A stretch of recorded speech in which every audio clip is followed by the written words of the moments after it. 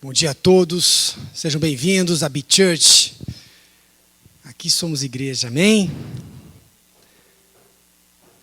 Que bom que você está aqui conosco, virtualmente também, através das redes sociais, pelo nosso canal no YouTube. Se você ainda não se inscreveu, clica ali.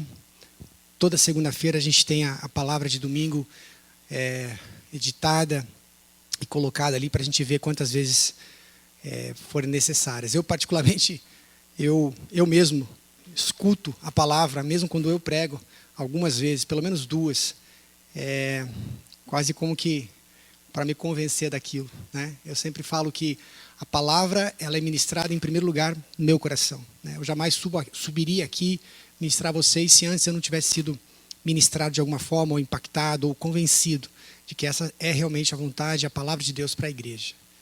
Amém?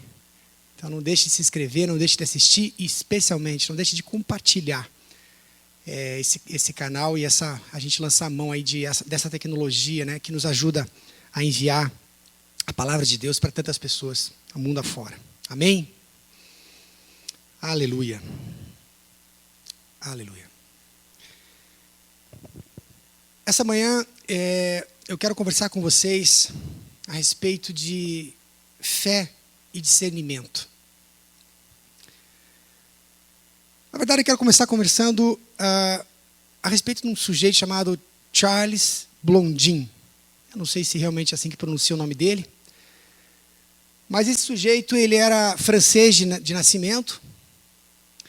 E em 1860 ele realizou um feito fantástico. E esse homem já era muito conhecido na sua época, na verdade. Exatamente por essas peripécias que ele era acostumado a fazer. Ele era um equilibrista, andava na corda bamba. E em 1860, especificamente, ele faz uma das suas maiores peripécias, uma das suas maiores apresentações, quando ele cruza as cataratas do Niágara, no Canadá, por uma corda bamba, sem qualquer proteção, sem qualquer rede, sem nada que pudesse garantir a sua segurança, caso ele viesse a cair. O mais interessante é que, depois de ter feito essa travessia centenas de vezes, pelo menos talvez 300 vezes, indo e vindo, inclusive de costas, inclusive de olho fechado, vendado, inclusive com um carrinho de mão, empurrando um carrinho de mão, de diversas maneiras.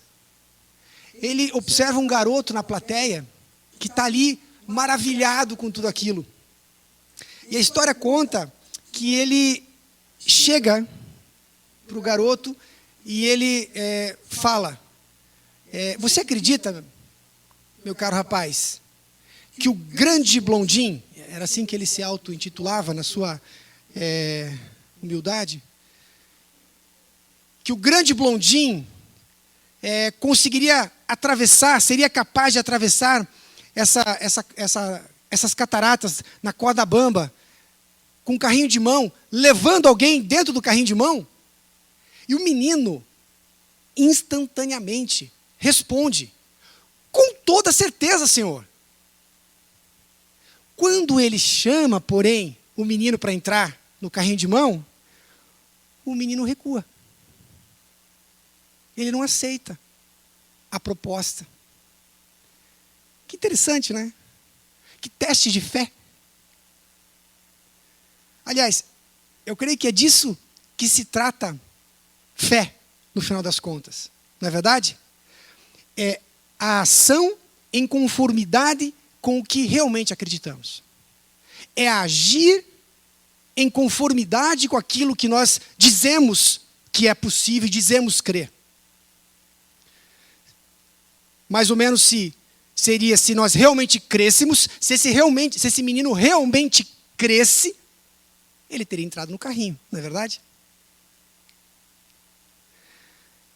Agora, quando há dúvidas no nosso coração, nós preferimos ficar no chão, onde é mais seguro. A famosa zona de conforto.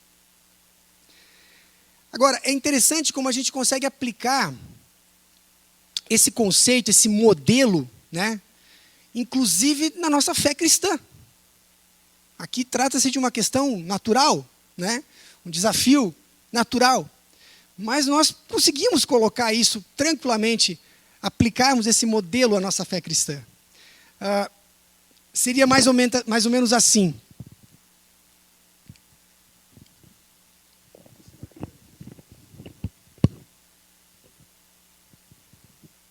Se realmente crêssemos, se realmente cremos, melhor dizendo, nós agimos.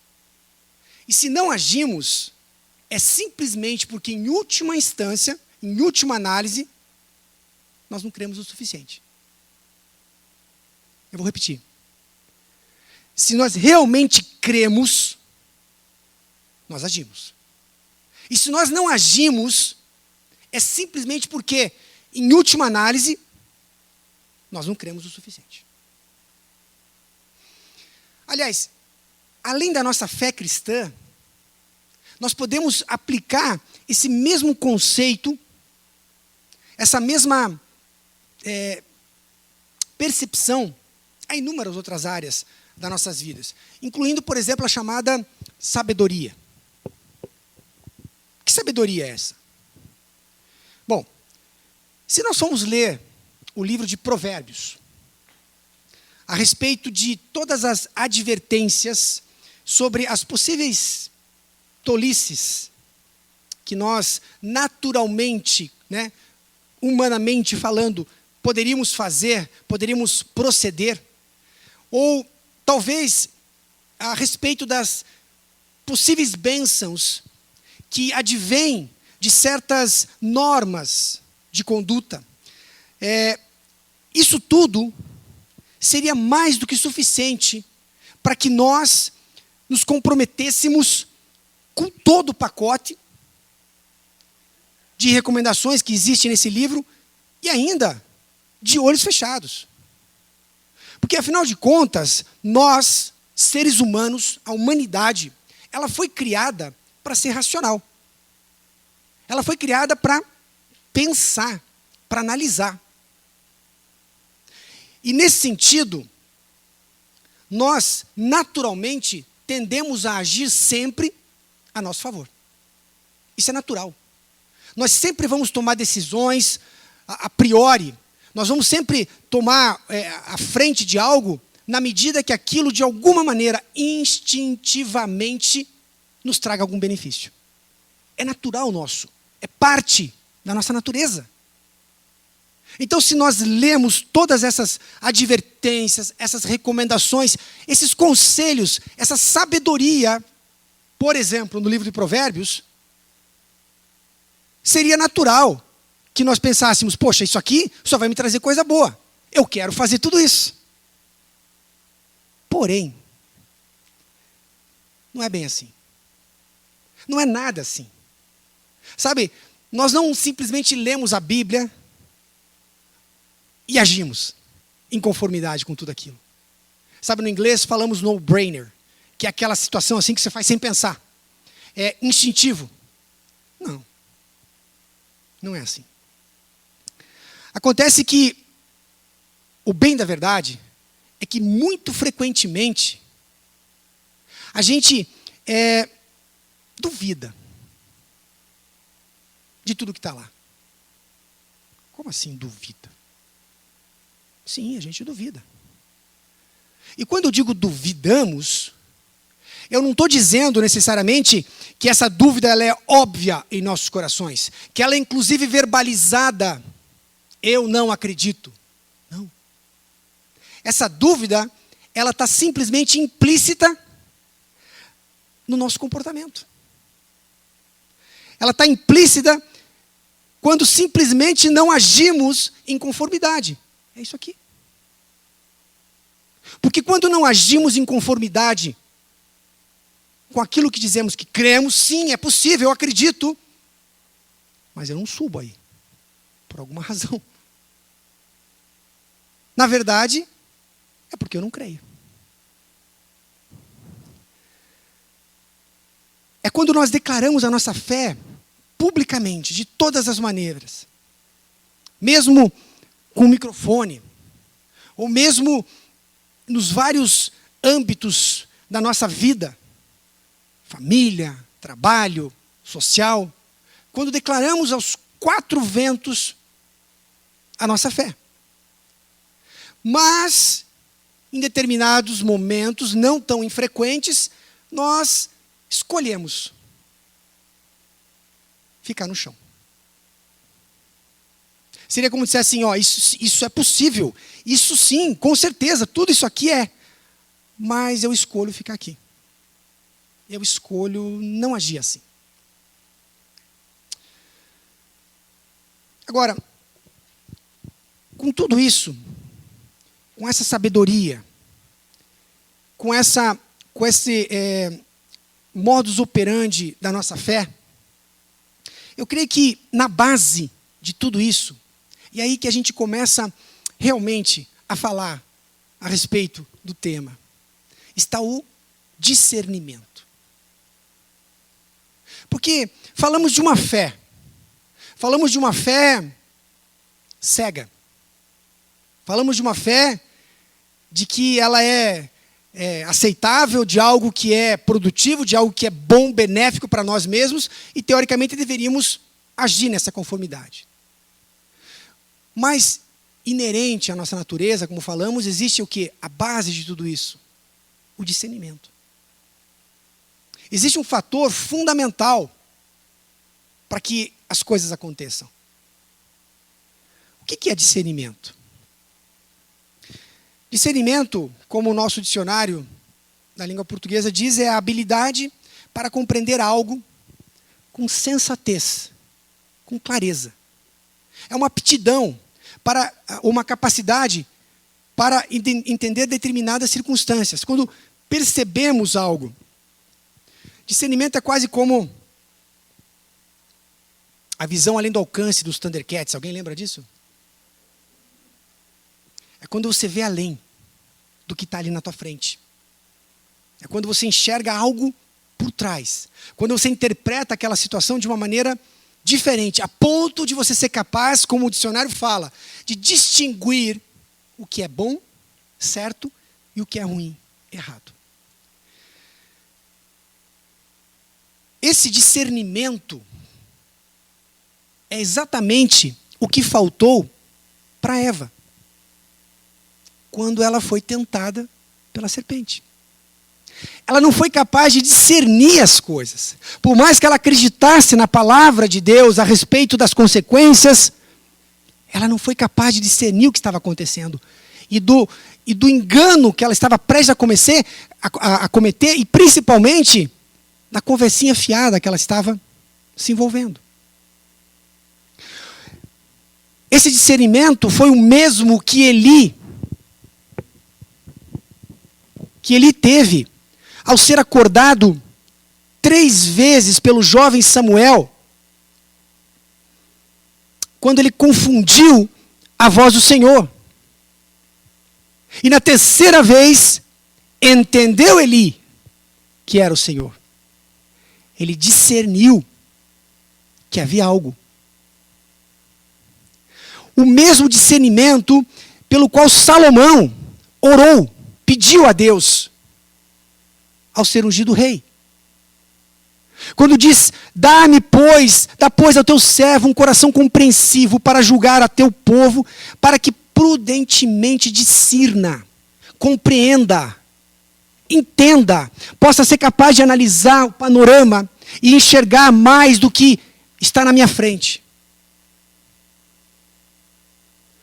O discernimento que, para Daniel, não foi permitido ter. Quando, no seu tempo, muito foi revelado a respeito do final dos tempos. Mas ele diz assim, eu ouvi, porém, eu não entendi. Eu não consegui discernir. E o anjo fala, cerra o livro. Porque a seu tempo, essas coisas terão a sua interpretação e o seu sentido.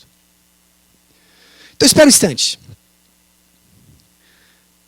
Então, não é simplesmente fé que nós estamos falando aqui. Não é simplesmente fé que nos faz falta por vezes. Não basta simplesmente crer e dizer que crê. Bom, se eu pegar o gancho do texto de Tiago, onde ele nos ensina que a fé sem obras é morta, nós entendemos que é possível sim ser cheio de fé, mas ainda sermos completamente infrutíferos, inclusive a nosso respeito. Eu estou cheio de fé, mas se eu não tenho obras, a minha fé é morta. Mas eu tenho fé. Então eu posso sim ter fé. Mas falta algo para eu agir. Falta algo para eu entrar no carrinho. Então, é correto, do meu ponto de vista, que nós podemos afirmar que a nossa fé precisa de algo para ser, digamos, ativada. E eu acredito que isso ocorre exatamente através do discernimento acerca da questão que demanda a fé.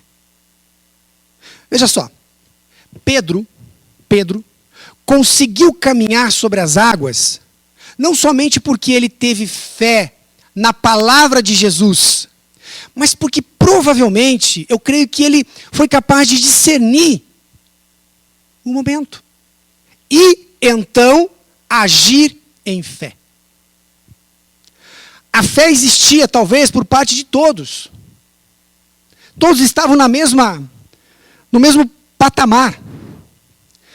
Mas algo fez com que Pedro discernisse aquele momento de maneira diferente. Pedro percebeu que aquele momento estava diferente. Estava propício para algo. E a fé dele foi efetivamente ativada. Abraão conseguiu discernir quanto ao pedido de Deus para sacrificar o seu filho e pôde agir em fé. Ele discerniu aquele panorama. Eu creio que Abraão, ele sim ponderou. Ele sim analisou, mas acima de tudo ele teve a percepção, o discernimento de entender que há algo maior do que um simples processo de sacrifício.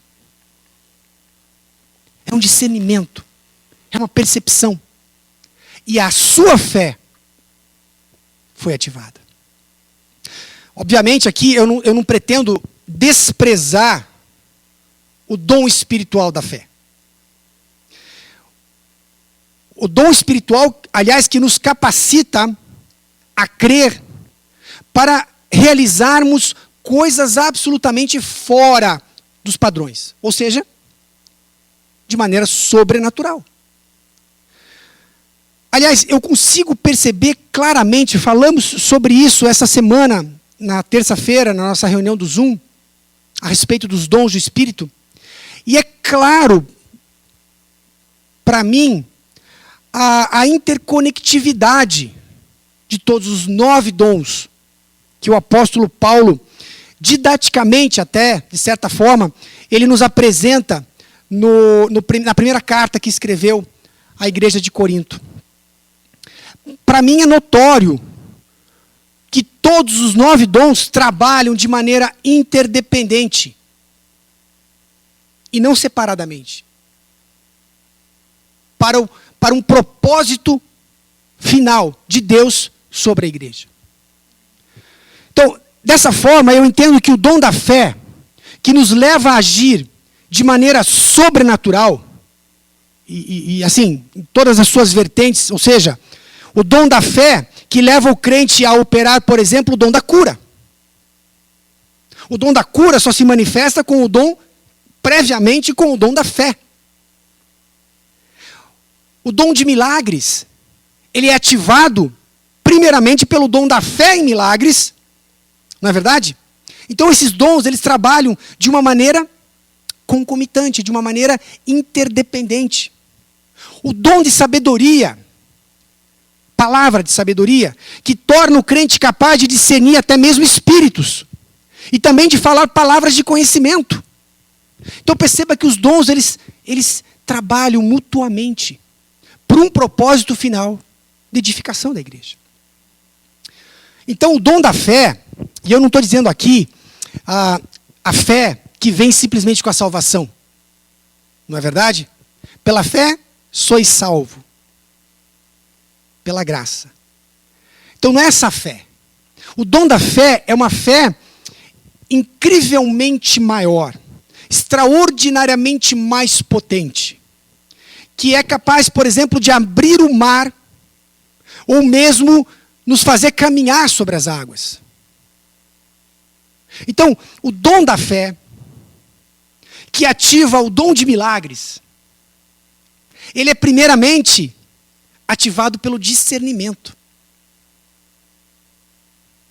Um exemplo prático. Você está num velório. E você tem fé. Você tem fé que Deus pode ressuscitar pessoas? Claro. Sim, Senhor, diria o menino. O que lhe falta para ir até o caixão e orar para que o defunto ressuscite? Eu diria discernimento. Porque toda fé, se você não discernir que aquele é o momento, que existe um agir espiritual muito grande, poderoso, naquele lugar, para que você haja em conformidade com o Espírito, eu duvido que toda fé seja capaz de te fazer ir até o defunto, o morto, e dizer para a família, fique tranquilo, ele só dorme. Levanta. Porque você tem que ter algo muito maior, um discernimento muito franco da tua parte, para que você não pague um carão do tamanho do dia inteiro. E você não piore ainda mais a situação com a família, com a viúva, com o viúvo. Não é verdade? Seja inclusive convidado a se retirar do recinto. Discernimento. O discernimento é crucial. A percepção que vai além. Uma noção, uma análise do momento. De compreender o exato momento de agirmos em concordância com o Espírito Santo. De efetivamente ativarmos a nossa fé. Por isso eu digo, discernirmos a nossa fé. Na verdade, eu creio que sem discernimento, esses dons, esses 9 dons, eles correm o risco de serem despercebidos, de passarem despercebidos, até mesmo menosprezados. E quem sabe, na maior parte das vezes, desperdiçados. Deixamos passar, porque não discernimos o que está acontecendo. Não discernimos o momento, não entendemos. Comemos bola. É interessante porque alguns, ou pelo menos boa parte, né, conhecem profundamente a história de Jó. E sabe da visita dos seus amigos, que na verdade eram mais para amigos da onça do que amigos, parceiros. E um deles, ele faz, num determinado momento, faz um comentário que eu achei muito pertinente para esse ponto que estamos falando. Ele está ali analisando a situação de Jó, diante das circunstâncias que estão lhe acometendo, de toda a miséria, toda a desgraça que caiu sobre a vida desse homem. E ele olha para ele e fala assim, que sabes tu? Porque, para quem não sabe, Jó se desculpava. Jó se desculpava na sua santidade, Jó se desculpava na sua fé, Jó se desculpava em todas as coisas. E ele olha para ele e fala, que sabes tu que nós não saibamos? Ou que entendes tu que nós não entendemos? Percebam que a crítica a Jó não está apenas concentrada num conhecimento, numa sabedoria conquistada. Que sabes tu? Então não é dessa sabedoria, não é desse discernimento que eu estou falando para você, não é de um discernimento que a gente adquire com estudo, um conhecimento das coisas, ou até mesmo uma experiência. Isso sim, é um começo das coisas. Mas é uma sabedoria diferente. É um discernimento, tanto que ele fala que sabes tu e que entendes tu. Saber algo, saber a respeito dos 9 dons, é uma coisa. Agir e percebê-los, para que entendamos que eles estão ali naquele momento à nossa disposição, à disposição da igreja, discernindo a forma, a maneira, o momento de usá-los, é outra. É outra. Por isso que eu digo que eles são, no mínimo, desapercebidos. Passam desapercebidos. A visitação, ela fica despercebida. A dispensação desses dons passa a ser o quê? Desperdiçada.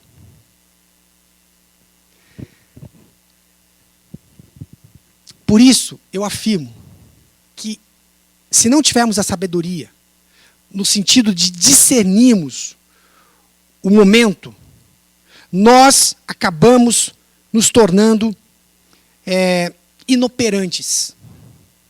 Apesar de todo o conhecimento e de toda a fé que nós possamos ter ou adquirir. Se nós não tivermos esse discernimento, nós não conseguiríamos, e não conseguiremos, melhor dizendo, sermos efetivamente frutíferos. Nós imaginamos que produzindo algo já nos torna frutíferos. Mas será? Será que é simples assim? Qual é o conceito de frutífero, de frutificação para Deus? Será que é o mesmo que o nosso? A medida é a mesma?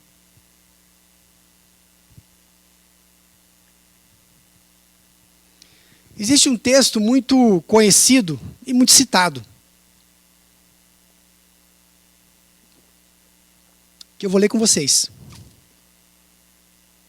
que aborda um outro espectro desse discernimento que é necessário a respeito da nossa fé. Está lá em Eclesiastes, no capítulo 3. Tudo tem a sua ocasião própria e todo o propósito debaixo do céu tem o seu tempo. Há tempo de nascer, tempo de morrer. Tempo de plantar, tempo de arrancar o que se plantou. Tempo de matar, tempo de curar. Tempo de derrubar e tempo de edificar. Tempo de chorar, tempo de rir. Tempo de prantear e tempo de dançar. Tempo de espalhar pedras e tempo de ajuntar pedras.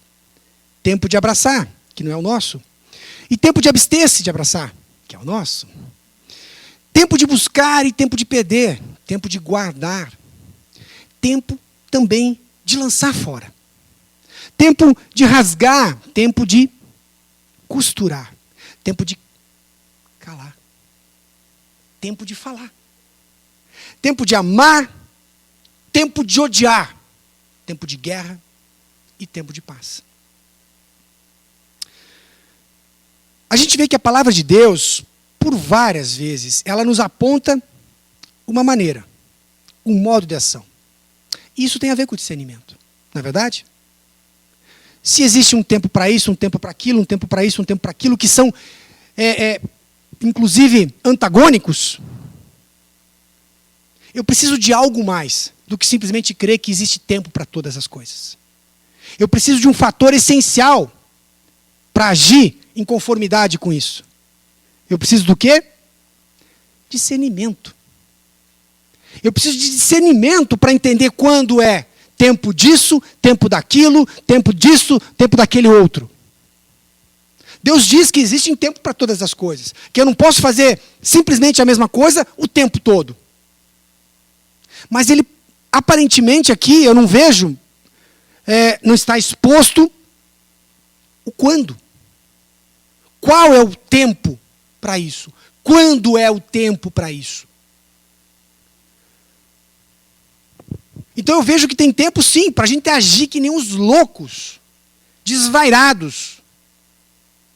Só que tem tempo que é para a gente não fazer absolutamente coisa alguma. Aliás, coisa essa que é aparentemente até contraditória a todo esse conceito de fé que a gente está tentando explorar até agora, não é verdade? Dizendo que fé sem obras é morta. Ué, tem tempo de não produzir nada? Sim. Tem tempo de não fazer nada. Tem tempo de ficar quieto. Nem falar. Agora, como eu sei que a Bíblia não se contradiz, eu preciso ir um pouco além. Nós precisamos entender que existe algo por trás disso. Eu preciso entender que existe um fator, que é o discernimento que vem do Espírito, para sermos capazes de observar, além do que veríamos de maneira natural, prestar muita atenção, analisar, e sermos então capazes de interpretarmos os sinais. Porque as coisas espirituais, elas não podem ser discernidas pela carne. Nós estamos falando de questões espirituais. Então não é uma capacidade minha, inerente ao meu intelecto, ou até mesmo à minha experiência, enquanto pastor ou crente. Eu já lidei com isso várias vezes, eu pego no ar as coisas. Não, não é desse discernimento. Não é essa percepção. Porque o homem natural não compreende as coisas do Espírito de Deus, porque ele parece loucura, não faz sentido. E você não pode entender, obviamente, porque elas se discernem unicamente pelo Espírito. Jesus se cala diante dos seus acusadores, porque naquele momento o seu discernimento acerca do momento, na esfera espiritual, Jesus sabia que tinha algo muito grande, poderoso acontecendo. Que aos olhos naturais, ninguém discerniu. Porque se tivesse discernido, não teriam matado Jesus. Teriam poupado a vida dele de todos os jeitos. Criado uma escolta, não deixe esse homem morrer. Porque o dia que ele morrer, crucificado, nós estamos fritos. Nossos dias estão contados. Porque não houve discernimento. As coisas se cumpriram. Se tivéssemos um entendimento racional, natural, faríamos como Pedro.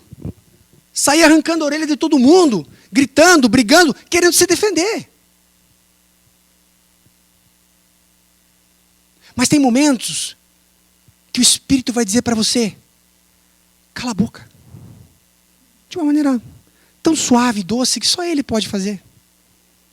Que qualquer outro que tentar falar não vai conseguir dizer cala a boca tão bonitinho como ele. Não é verdade? Mas é um cala a boca tão firme,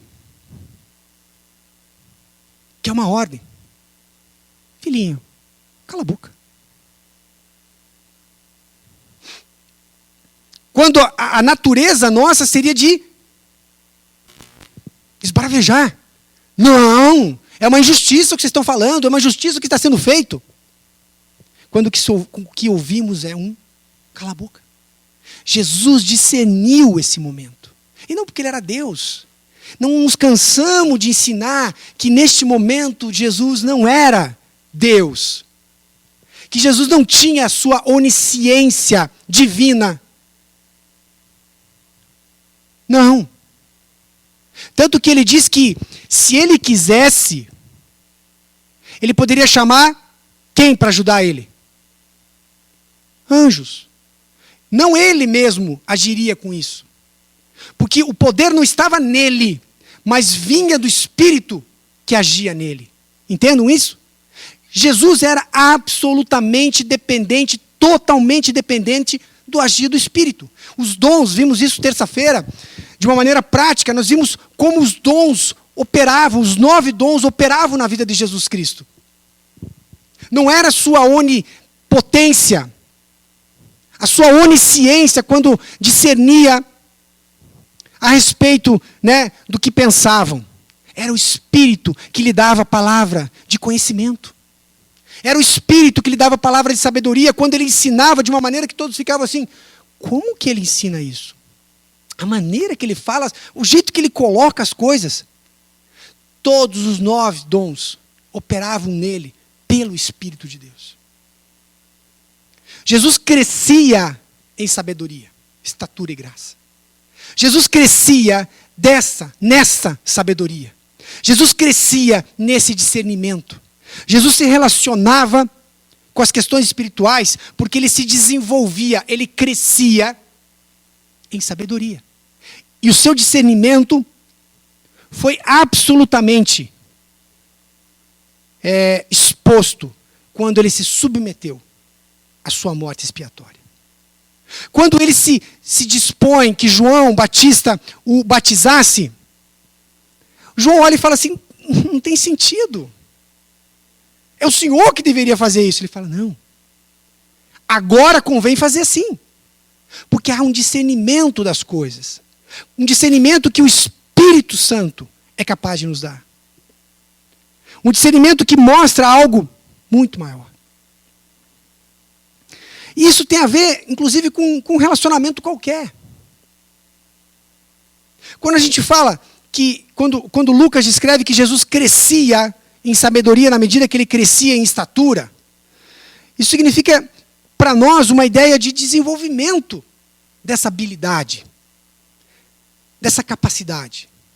E é como num relacionamento qualquer, onde a intimidade leva as pessoas a se conhecerem mais profundamente. Não é verdade? Sabe, os casados sabem disso. Muitas vezes basta um olhar da esposa para ele discernir rapidinho o que está acontecendo. Uma multidão ali. Mas um olhar é suficiente para que o discernimento seja claro. De que ele não devia ter dito aquilo, de que ele não devia ter feito tal coisa. Aliás, isso é tão forte que muitas vezes, até mesmo por uma mensagem de texto. A Débora ou eu mandamos uma mensagem para o outro durante a tarde. Eu percebo, e ela também, pela maneira, eu consigo discernir, amor, está tudo bem? E ela pergunta, amor, aconteceu alguma coisa? Tamanha é a intimidade. Porque nos desenvolvemos, crescemos nessa sabedoria. De conhecer um ao outro, a ponto de saber que tem momentos que eu não devo agir. A ponto de saber que ela discerne o momento de saber que ela não tem que falar nada.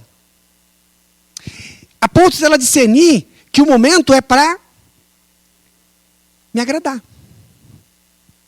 Outros momentos ela discerne que é para me exortar. Mas que se ela fizer o contrário, dá B.O. Se ela resolver me exortar no momento que não é para me exortar, essa exortação vai soar como briga, confronto. E é quando os B.O.s acontecem. Porque não discernimos o momento de agirmos. Até mesmo com a nossa autoridade, enquanto marido e mulher. Que dirá enquanto crentes, operantes dos dons. Bananamos tudo. Fazemos um fiasco. Atravessamos. Falamos o que não deve. Sai profetada. Sai palavra de conhecimento que você fala, meu Deus do céu. Quem que é que deu essa palavra para ti, irmã? Porque não discernimos as coisas em nenhum momento. Aliás, nós falamos exatamente sobre o que no último domingo? Alguém lembra? Relacionamento? Relacionamento. Portanto, percebam como as coisas, assim, inevitavelmente, são redundantes até. Tudo advém de relacionamento. Quanto mais eu me relaciono com o Espírito Santo, mais facilidade eu tenho para discernir e naturalmente agir em conformidade com a minha fé. Operando os dons. Porque eu discerno, agora é a hora. Senão isso tudo fica truncado, atravessado. Parece que não desceu na hora certa. E essa é a percepção. E passa a ser o quê? Menosprezado. E aos poucos, desprezado.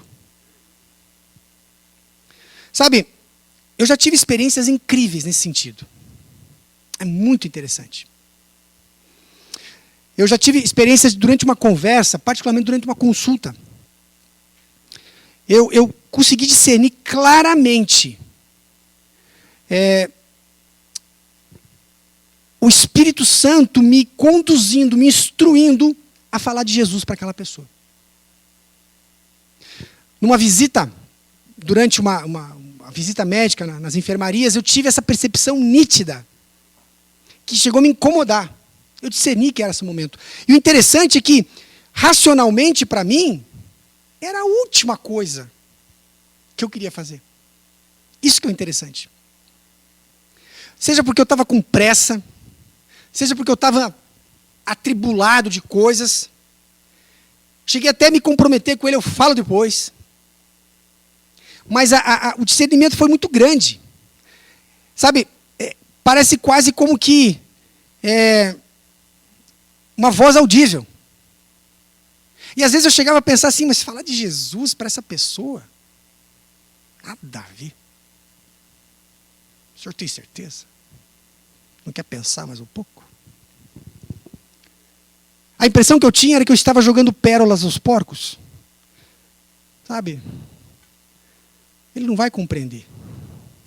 Agora, quando esse discernimento ele toma forma e a gente dá espaço para ele, o improvável acontece.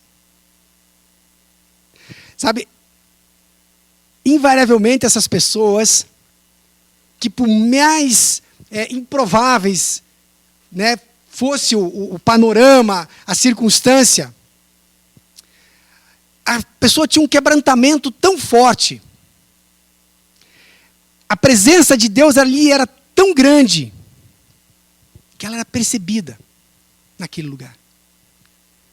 Eu consegui analisar depois os detalhes de uma enfermaria vazia, divinamente providenciada para eu falar de Jesus para aquela mulher.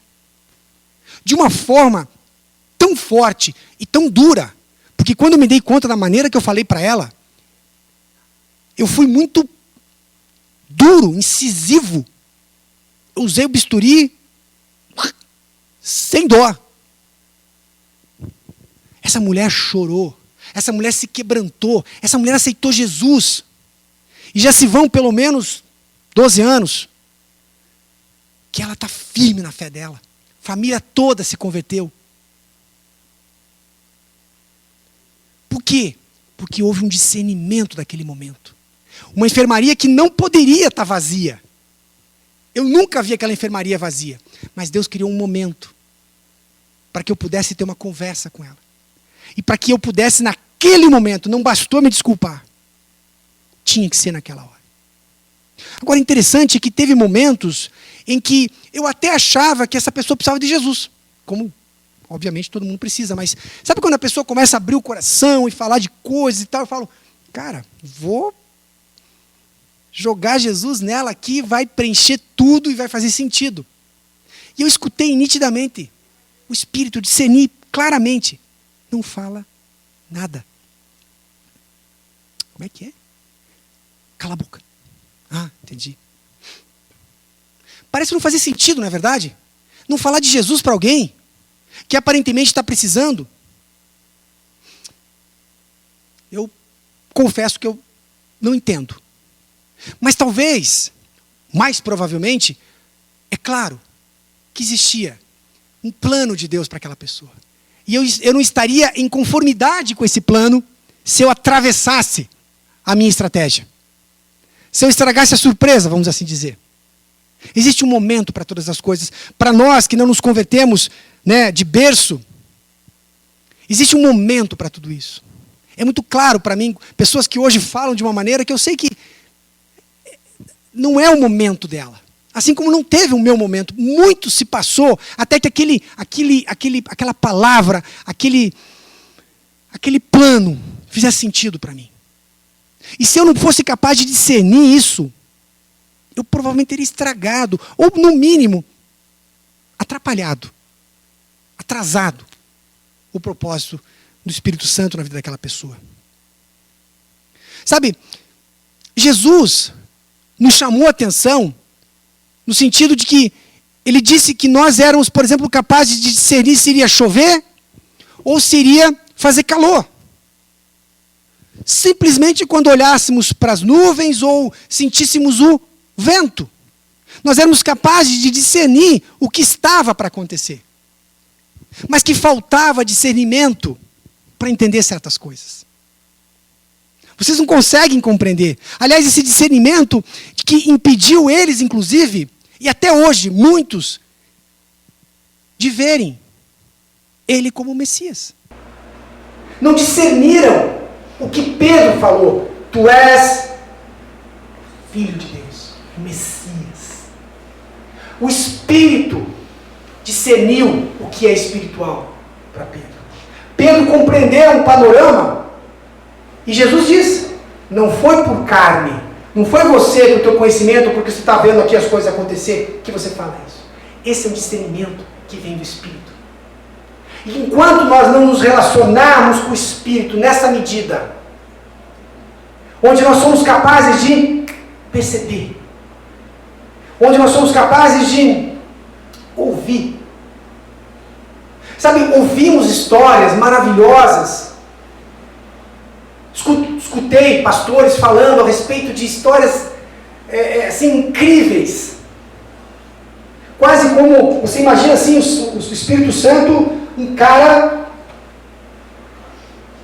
vestido do teu lado ali, como se fosse teu amigo mesmo, sabe? Tamanha era a intimidade do cara. Você fala, uai, meu Deus do céu, esse homem é maravilhoso, esse pastor é incrível, dá um pouco dessa unção para mim. Não tem unção. Não existe isso. O que distingue é uma busca. O que distingue é você querer e buscar o que você quer. As coisas do Espírito são compreendidas, como eu falei, pelo Espírito. Do contrário, ficamos a ver navios. O relacionamento com o Espírito Santo nos dá intimidade para escutarmos a voz dele em meio ao barulho. Nos dá intimidade para compreendermos o que ele está nos dizendo. Haja. Faça.